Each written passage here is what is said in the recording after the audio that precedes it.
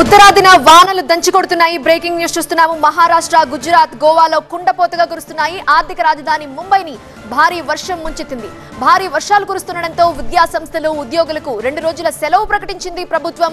ఎడతెరిపి లేకుండా కురుస్తున్న వానలకు రోడ్లన్నీ జలమయమయ్యాయి. దీంతో వాహనదారులు ఇబ్బందులు పడుతున్నారు. ఇదిలా ఉంటే రహదారులపై మోకాళ్ల లోతు నీళ్లు ప్రవహిస్తున్నాయి. జనజీవనం అస్తవ్యస్తమైంది. ముంబైలోని అంధేరీలో భారీ వర్షాలకు సబ్వే మూసేశారు. మరో 2 రోజుల పాటు ముంబై మహానగరంలో భారీ వర్షాలు కురిసే అవకాశం ఉందని వాతావరణ శాఖ హెచ్చరిస్తోంది.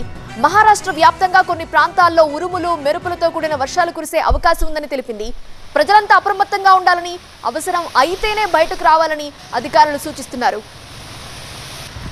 ఇక గుజరాత్ లో కూడా భారీ వర్షాలు కురుస్తున్నాయి. దీంతో జలపాతాలకు వరద పోటెత్తింది. గిరా జలపాతం దగ్గర ప్రవాహం కొనసాగుతోంది. గుజరాత్ లోని నవసరి ప్రాంతంలో భారీ వాన కురుస్తోంది. దీంతో ఇళ్లలోకి నీరు ఇప్పటికే చేరిపోయింది. వడోదరలో కురుస్తున్న వర్షాలకు రహదారులు, లోతట్టు ప్రాంతాలు వరద నీటిలో మునిగిపోయాయి.